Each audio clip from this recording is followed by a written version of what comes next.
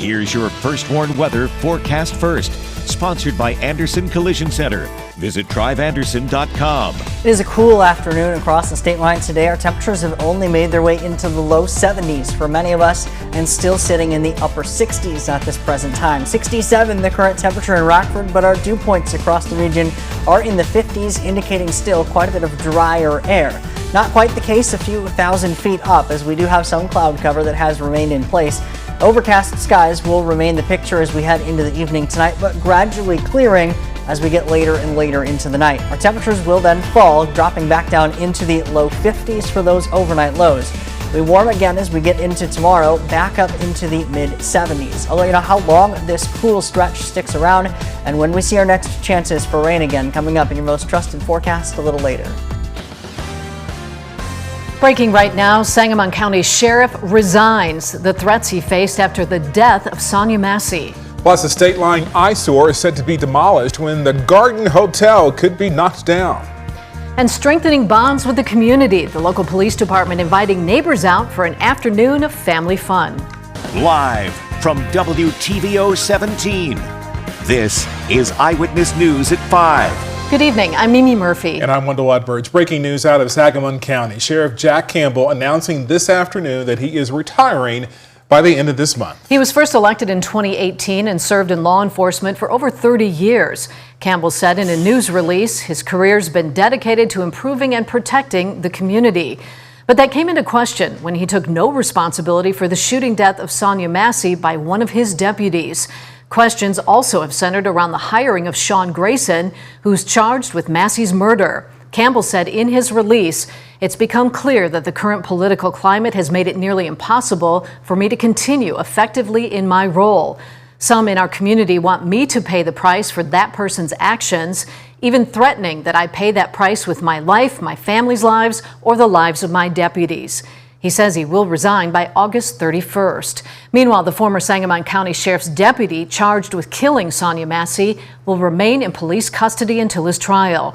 Today, a judge denied a request from Sean Grayson's attorney to release him on bail. Grayson's being held at the Menard County Jail. His first hearing is scheduled for the end of this month. He faces 3 charges of first-degree murder in the shooting on July 6th. Body cam video shows Grayson firing at Sonia Massie as she ducked behind a kitchen counter. Massie had called 911 to report a possible intruder. Grayson claims he feared for his safety as Massie had a pot of hot water in the kitchen. We now know the name of the woman who died at O'Hare Airport. That 57-year-old woman was identified as Virginia Vinton from North Carolina. She was found Thursday morning in an employees-only restricted area in Terminal 5. The Chicago Fire Department found her entangled in the conveyor belt system used for moving baggage. She was pronounced dead at the scene. Scary. Where's all the security? Where's all the camera? How can something like that happen to anybody? Chicago police say Vinton was last seen on camera around 2:30 in the morning entering that restricted area. They don't know when or how she became entangled in that baggage machinery. Protesters have won the right to speak out at the upcoming Democratic National Convention. A coalition of activist groups calling itself First Protest secured a permit to march in downtown Chicago after an 8-month battle in local and federal courts. I should send a special message here to our mayor and to the police superintendent. You can blather all you want about respecting constitutional rights. But the fact that you forced our coalition to go through this, and the fact that you are forcing any number of other organizations, which have still, just less than 2 weeks before the convention, still do not have permits, that is an outrage. The groups plan to demonstrate for several causes, including reproductive and transgender rights and an end to the war in Gaza. The first march is set for the eve of the convention, Sunday, August 18th.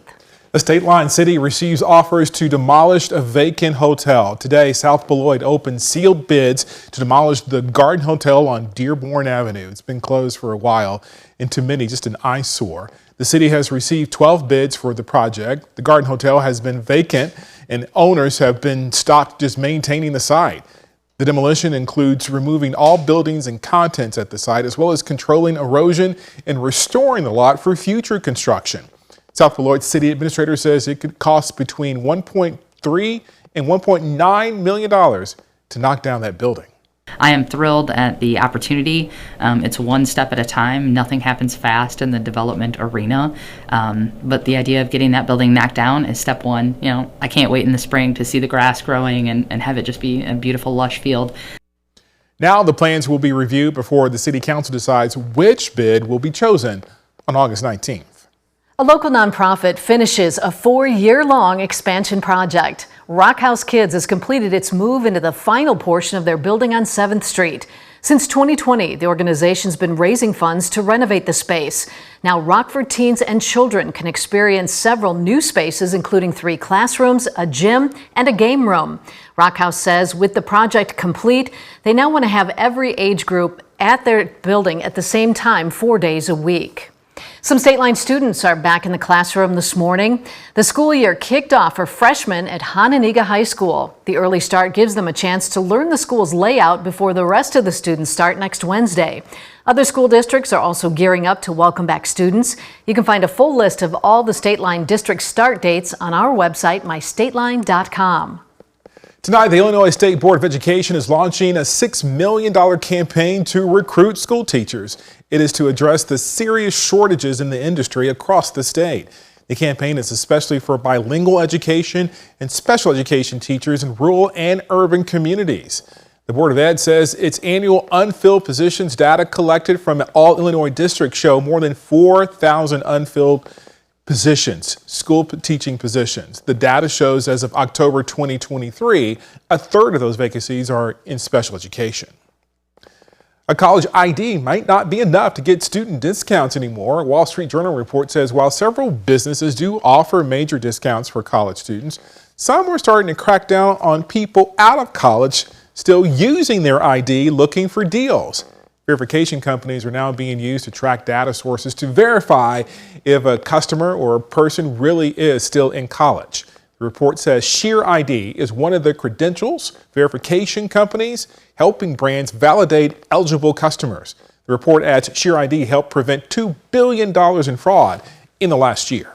A local police department throws a party for the community. This afternoon, Rockford officers held a block party at St. Bernadette's Church. Residents could listen to music, see canine demonstrations, or get tacos and ices from local businesses. The event works to strengthen bonds between the department and the community. Officers say it also helps to bring neighbors together. A lot of times we get so wrapped up in our day-to-day lives, we don't know who lives next door to us, we don't know who lives across the street from us. So to get everyone out from the community, from the neighborhood together and, shake some hands and meet some people, it's a great idea. The department also set up a booth providing information about local community resources for residents. Former President Donald Trump and Vice President Kamala Harris agreed to debate. Up next, why the Harris campaign's holding off on saying yes to more primetime events. And coming up at 6, avoiding the summer slump, the local book club rewarding kids for their learning during the break. Our temperatures have only made their way into the low 70s today, about 10 degrees below average, normally in the low 80s. I'll let you know how long this cooler stretch is going to stick around and if it lasts through the weekend coming up in just a few minutes. You're watching Eyewitness News, your home team, with Mimi Murphy, Wendell Edwards, Scott Leber, and meteorologist Jordan Wolf. Voters will get to watch another presidential debate after all. Former President Donald Trump says he'll meet Vice President Kamala Harris on the debate stage September 10th. Washington correspondent Raquel Martin has the story. Let's compare our record. A highly anticipated debate between former President Donald Trump and Vice President Kamala Harris is back on. It's very important to have debates. Trump is recommitting to a September 10th debate on ABC. He recently backed out of the scheduled televised event after President Joe Biden dropped out of the race and Harris stepped in. Well, I'm glad that he's finally agreed to a debate. Leaving a campaign event in Michigan, Harris told reporters she's eager to take on her Republican opponent. Hope he shows up. Trump is taking things a step further. During a press conference at his Mar-a-Lago estate, he said he's now up to 3 debates against Harris. One September 4th on Fox News and another September 25th on NBC. The other side has to agree to the terms. I don't know if they're going to agree. The Harris campaign says the vice president is open to more debates. A spokesperson tells us conversations are underway.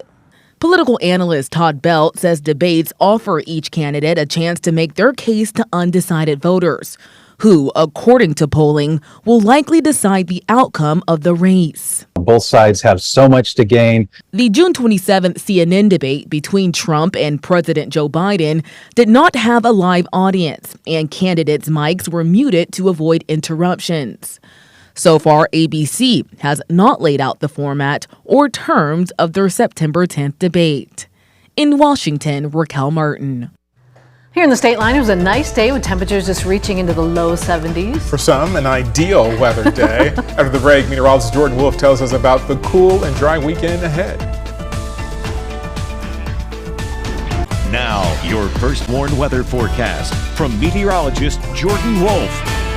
Overcast skies have been the picture throughout the majority of the afternoon and now going into the early evening as well, along with slightly cooler temperatures, even compared to average, as we had a cold front come through yesterday. We're still left with the overcast skies, as shown very well with our Mercy Health SkyTrack camera overlooking Rochelle. A few small breaks in the clouds, and that's where we're starting to see at least a few of those instances of some sunshine trying to peek through. But we still hold on to the overcast skies a bit longer here into the evening, as our skies will gradually clear, though, heading closer and closer to sunset. This has all been along an upper level low pressure system that brought us yesterday's cold front. That low now sitting well up to our north, producing expansive cloud cover, especially in those lowest levels, and even a few isolated showers up across northern Wisconsin. But locally here, we've stayed pretty dry, as we still have a lot of drier air down near the surface as well as aloft in the atmosphere. However, the cooler air mass settling in has dropped our temperatures. Many spots only made their way into the low 70s so far this afternoon, and we're still in the upper 60s and low 70s here late into the evening. Meanwhile, a lot of that warmer air has been pushed well down to our south and east with that cold front that came through yesterday. Locally, many of our spots are still sitting in the 60s, as I mentioned, including 65 right now in DeKalb as well as Rochelle. Harvard also sitting at 65, 64 in Poplar Grove, 67 in Rockford, 68 Freeport, but 70 degrees when we look out toward Savannah and out in Galena. Into the rest of the night tonight, our temperatures will gradually continue to fall